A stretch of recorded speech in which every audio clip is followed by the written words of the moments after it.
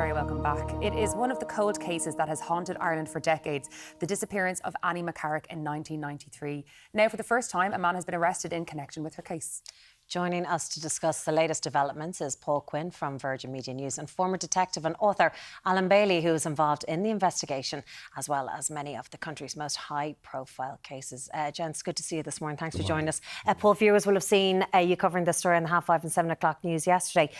Bring us the latest in the developments, because I think people were shocked to see another missing woman case. You were only just in talking about Fiona Pender in the last couple of weeks. Fiona Pender was just 2 weeks ago, and now we're talking about Annie McCarrick. So just for, I suppose, to remind viewers, Annie McCarrick was 26 years old when she went missing. She was an American. She'd come here to Ireland as on a school trip. Her parents said she fell in love with the country. She came back to study in St. Pat's in Drumcondra, Maynooth in the late 1980s, and then moved permanently to Dublin in January 1993. She was working as a waitress and she was living in Sandymount. 3 months after she came to live here, she vanished without a trace, and she's never been seen since. And yesterday, it was really significant, I think, the developments yesterday. We saw a man arrested for the very first time in this investigation. A man in his 60s, he was arrested by detectives from Irish Town Garda Station. He's still being questioned this morning. And I think the fact that this is the first arrest, I think people will be shocked at that as well, given that this is now over 32 years ago. The other development is a house in Clondalkin is also being searched. So that was seized by Gardaí. There's hoarding up outside the house. There's a mini digger. Equipment have been brought in. And Gardaí say that over the coming days that will be fully forensically examined, the house and the back garden. So yeah, significant developments. Yeah, they also have a flight ban over the house as well, haven't they? Yeah, this is something that they've recently started doing with major searches like this. It also happened in the Fiona Pender investigation, the investigation for the little boy Kyron Dernan in Dundalk as well. It just stops people from flying drones and trying to find out exactly what's happening, just to give them the time and the space just to try and do their job and do it right. Of course. Alan, you worked on this case originally at the time of the disappearance, and it was very chilling, I think, the manner in which she disappeared. It was... Tell us about the grocery shopping and how you were able to see her last movements and where she'd been. Annie had gone shopping earlier that morning. The morning she disappeared to buy some items, grocery items. She was preparing a meal for friends for the Saturday night, and in addition she was doing some cooking that she was going to bring into the restaurant she worked in. She used to cook pastries for the restaurant. So she did her shopping in a local supermarket and then brought it back to the house, left the shopping inside the door of the apartment, intending to go out for a brief walk and come back and put it away. And she just was never seen again. Never came, yeah. And in your time in An Garda Síochána, you were the national coordinator of Operation Trace. What was the purpose of that operation? Okay, Operation Trace was set up in 1998 by the Garda Commissioner, and the purpose was to examine the case of a number of missing females. I suppose we were looking for commonalities to establish if there was a serial killer in operation. Now, it's a chilling thought, but just a few years before that, we had two serial killers, Shaw and Evans, who arrived in from England, and they abducted and murdered two girls before they were arrested.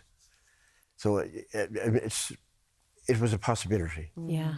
Paul, in terms of what's happening at the moment, who is Annie survived by? Like, what family are being notified of these developments? Because this is deeply distressing for them, obviously. Oh, yeah, and Annie's mother, Nancy, still lives in Long Island in New York. I was actually just messaging her last night, and obviously she's waiting to see what happens from these latest developments before really saying anything too much. But she was saying the support that she's been getting from Ireland really means a lot. And I think, you know, Alan, you would have dealt with the family down through the years as well, and especially them being so far away in New York, they've really relied on the support of the Irish people.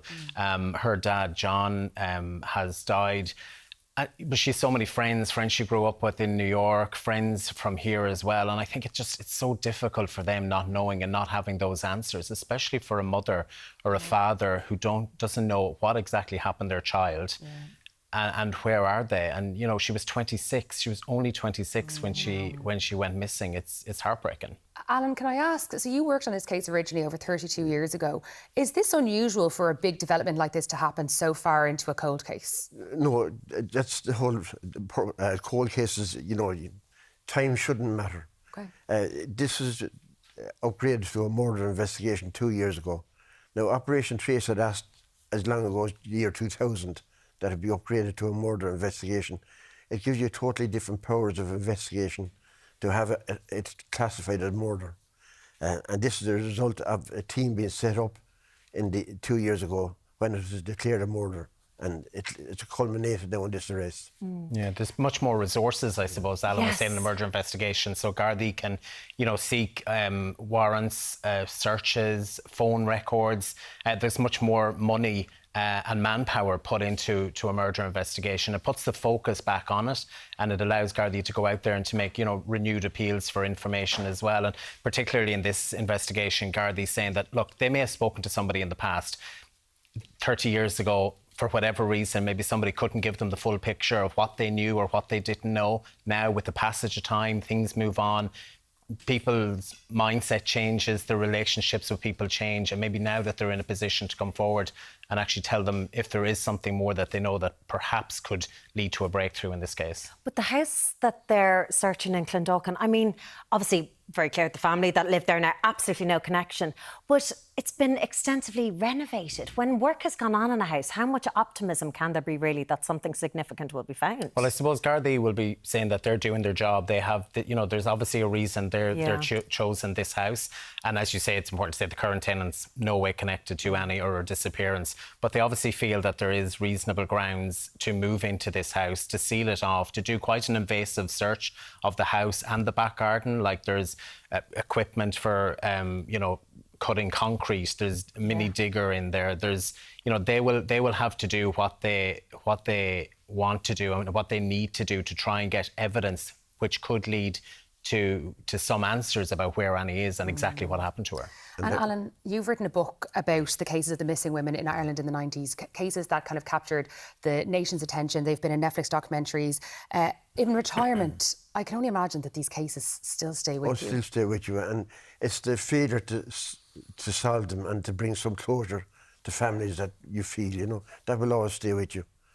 I was speaking to Annie's mother in 2011. That was the last time I spoke to her before I retired. And she was saying at that stage, all I want is my daughter home, that I'd have some place to go and say a prayer, to kneel and grieve beside. Absolutely. That's what it means to families. Well, hopefully this investigation leads to some answers. And obviously, Paul, you'll be back down today at our Town Garda station. Yeah, so we'll just be keeping people up to date. The man is still being questioned. His period of detention was extended last night for the final time.